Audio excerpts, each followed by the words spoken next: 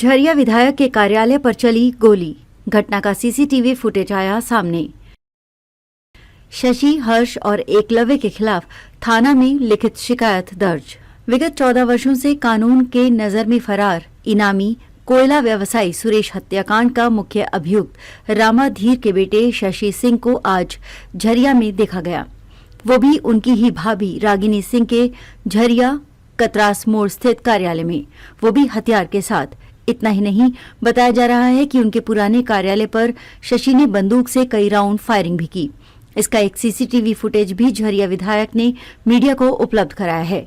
इस संबंध में झरिया विधायक रागिनी सिंह ने कतरास मोड़ स्थित अपने कार्यालय में आज एक प्रेस कॉन्फ्रेंस कर बताया कि वो पहले से कहती आ रही हैं कि कुछ लोगों द्वारा उनकी हत्या की साजिश रची जा रही है, जिसका सबूत भी आज सामने आ गया है। उन्होंने आगे बताया कि आज उनका झरिया विधानसभा में दौरा था, जिसकी जानकारी सभी को थी। वहीं उन्हें सुबह 8 बजे खबर मिली कि कोई 2 लोग हथियार के साथ उनके कार्यालय में घुसे थे। कार्यालय में जब उन्हें कोई नहीं दिखा तो वे दोनों कार्यालय से बाहर निकलकर उनके पुराने कार्यालय के गेट पर फायरिंग की, जिसका निशान भी दिख रहा है।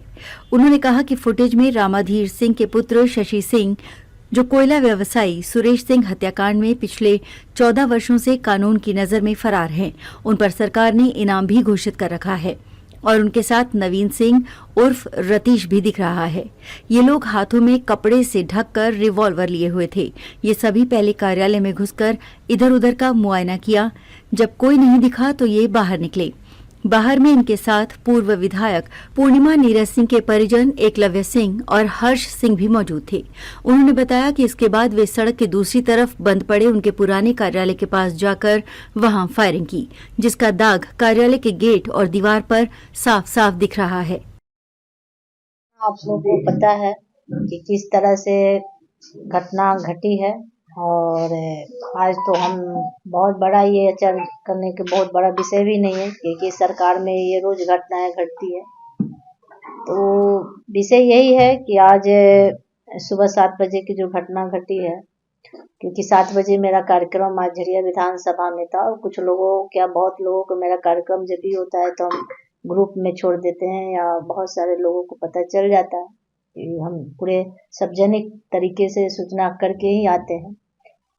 उस मंशा से अगर कहा जाए या जिस मंशा से कहा जाए, जिस तरह से फुटेज कैमरा में दिख रहा है कि गाड़ी में बहुत सारे लोग बैठे हैं और 2 लोग उतरते हैं बाकायदा पिस्टल के साथ और हमारे चेंबर को इधर उधर देखते हैं और फिर निकल जाते हैं। तो सोच सकते हैं कि उनकी मानसिकता क्या है। तो ऐसे सरकार में एक विधायक भी सेफ नहीं है, प्रशासन सेफ नहीं है। तो आप लोग सोचिए कि इस सरकार में क्या सिचुएशन है। हालांकि मुझे कोई डर नहीं है, ऐसे अपराधियों से मुझे कोई डर नहीं है। मुझे अपनी जनता और परिवार की चिंता होती है कभी भी। और लोगों की जो मानसिकता है, जो विपक्ष द्वारा लगातार षड्यंत्र रचा जा रहा है और अभी हम आपको दिए भी हैं, किस तरह से चुनाव हारने के बाद लगातार लोग प्रयास कर रहे हैं मुझे रोकने के लिए, मुझे क्षति पहुंचाने के लिए, क्योंकि राजनीतिक में तो वो शक नहीं पाए। तो पूर्व विधायक के देवर लगातार गुंडागर्दी पे उतर आए हैं। उनके 3 देवर खुलेआम गुंडागर्दी कर रहे हैं, जो कि सब केसेस वाले लोग हैं। कोई 10 साल से हैं, कोई 6 साल से हैं। तो इस तरह से गुंडागर्दी और कहीं ना कहीं सरकार का श्रेय मिल रहा है, प्रशासन का श्रेय मिल रहा है।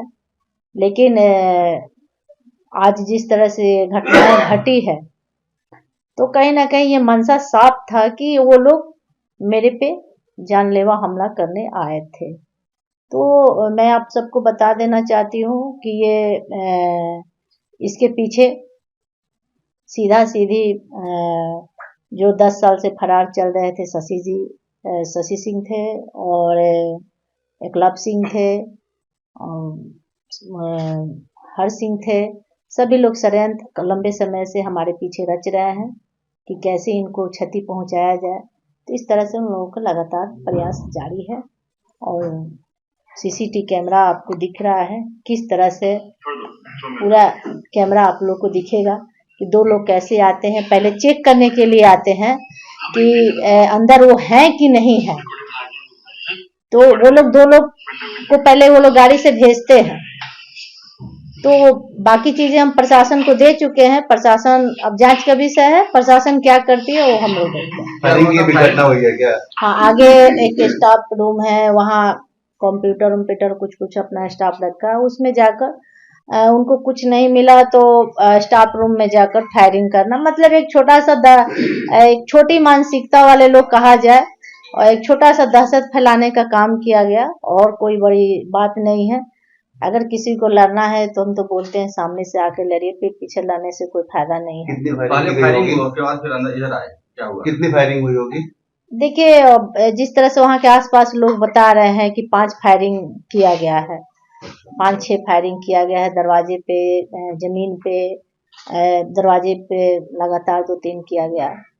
और तो इसी तरह करके, और मतलब एक दहशत फैलाने का काम कितने किया लोग गया थे है। उस समय यहाँ पे आपके कार्यालय में? मेरे कार्यालय में अभी सफाई करके जस्ट वो लोग पीछे नहाने वहाने सफाई करके चले गया था। और एक वहीं सामने आए सीसीटीवी फुटेज में 2 व्यक्ति उनके कार्यालय में घुसते दिख रहे हैं, जो कुछ ही समय के बाद कार्यालय से बाहर निकल जाते हैं। वैसे ये कौन है, ये तो जांच का विषय है। फिलहाल घटना के बाद पुलिस मौके पर पहुंचकर मामले की तफ्तीश में जुट गई है। न्यूज़ 21 के लिए धनबाद से राहुल कुमार झा की रिपोर्ट। यदि आपको हमारी खबरें पसंद आती हैं तो लाइक तथा कमेंट जरूर करें, और यदि आप चैनल पर नए हैं तो सब्सक्राइब भी करें।